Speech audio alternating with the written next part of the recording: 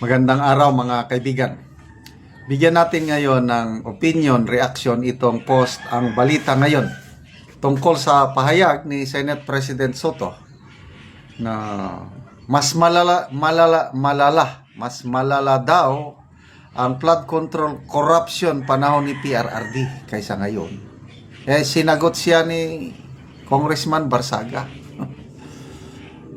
Ito, siguro hindi mo rin naiintindihan pinagsasabi mo.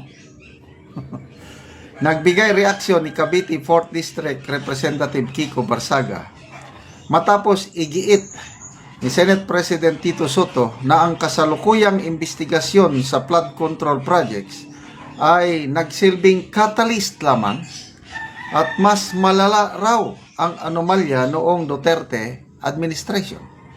Ayon kay Soto, ito yung exact word ng Senate President.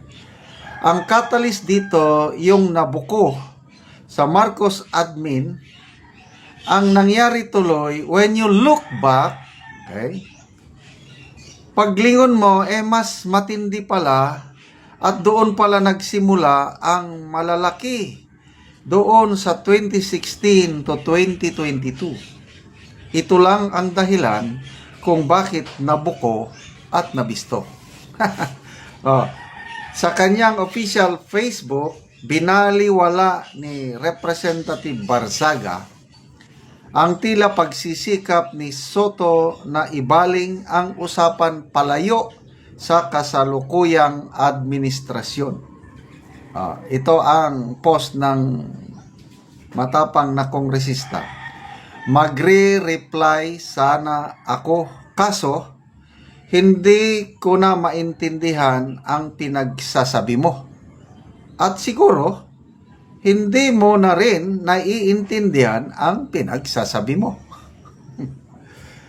Ang kanyang reaksyon ay tila sumasalamin sa agam-agam ng publiko. Bakit itinuturo ni Soto ang nakarang administrasyon kung ang garapalang anomalya ay sumambulat mismo sa ilalim ng kasalukuyang administrasyon? Habang papalapit ang malawakang kilos protesta kontra korupsyon, lalong tumitindi ang hinala na imbes na magbigay linaw, tila mas lalo itong nagdudulot ng kalituhan at hinala na may politikal na motibo ang pagbaling ng sisi sa administrasyon ni PRRD. Okay.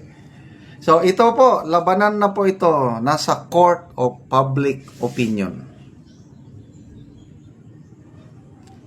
Gusto nilang ibaling ang sisi doon sa Duterte administrasyon. Bahala na ang taong bayan na manghusga sino ang mas masama na administrasyon, Duterte o ito ngayon. Maalala ko tuloy yung interview ni Ma'am Lucy Cruz Valdez kay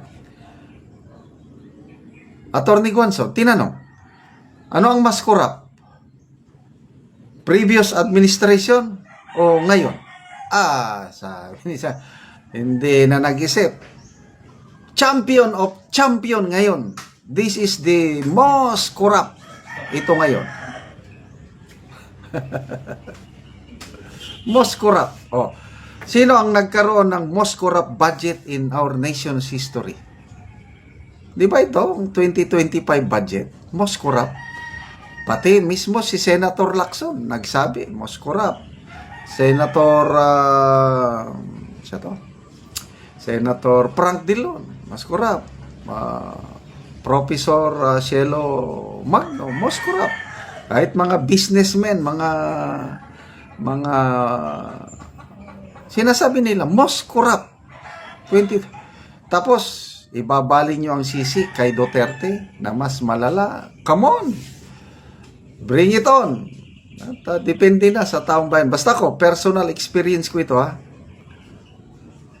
panahon ni PRRD, napakaganda. Hindi naman hindi naman santo, may narinig akong usap-usapan ng mga kontraktor. panahon ni PRRD, meron din daw kickback commission. Hindi nawala. Kailang pinayagan lang 5%. In extreme cases, 10%. Kailang karamihan, 5% lang. Yan lang. Kaya, dahil maliit lang yung komisyon, magaganda ang project. Kaya yung kalsada papunta sa aming farm, sa paanan ng Mount Kitanglad sa Bukidnon, ang ganda ng pagkagawa. Kasi ang narinig namin sa mga kontraktor, ayusin namin ito kasi kung hindi namin ayusin ang pagtrabaho, hindi kami babayaran ni Digong. At totoo nga, nung natapos na, in-inspect, quality control, may mga portion sa kalsada na siguro kulang sa timpla, pinabakbak ng gobyerno, pinasira at sinimento ulit. Nagtaka ako nga, bagong tapos. Sinisira na naman, kailang small portion lang. Yung pala, bagsak sa quality control. So, nung naayos na, ayun, nabayaran yung contractor. Ganon ang aking experience, panahon ni, ganon din sa yung kaibigan ko sa Mountain Province. May flood control project doon. Ang laki yung ilog. Nung last year, kasagsagan ng bagyo sa Bicol, pinadala niya ako ng picture. Sabi niya, Kabsat. Kasi Igorota Kabsat, ito yun. Tingnan mo yung bayan namin, ang laki ng ilog. Mabuti na lang at magandang pagkagawa yung flood control project. Panahon ni Tati Digong. Takot yung mga kontraktor na hindi ayusin dahil isusumbong namin siya sa 888 at saka hindi siya babayaran. Yung kontraktor hindi babayaran kung pangit ang pagkagawa. Kaya ang ganda ng aming flood control project panahon ni PRRD. Ganoon. Mga actual examples. Tapos sasabihin nyo ngayon na malalang korupsyon. Sige lang. Bahalang taong bayan. Kung sino ang paniniwalaan, ituloy nyo lang. You cannot bring a good man down. Hindi perpekto si Tatay Digong, but ako mismo saksi sa mas malayong magandang nagawa niya para sa bayan kumpara ngayong administrasyong ito. The worst president we ever had. Ito na ngayon. Salamat mga kaibigan sa inyong pagsubaybay sa ating channel. Nakakatulong kayo ng malaki sa tribong Talandig ng Bukidnon dahil, excuse me, ang income natin sa channel nito is pantulong natin sa tribo. Nagbibigay tayo ngayon ng livelihood assistance sa kanila.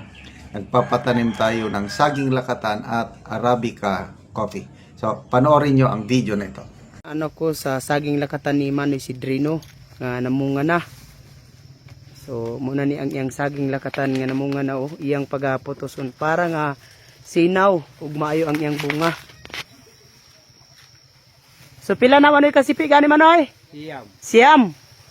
So, daghan gyud ang iyang bunga kay siyam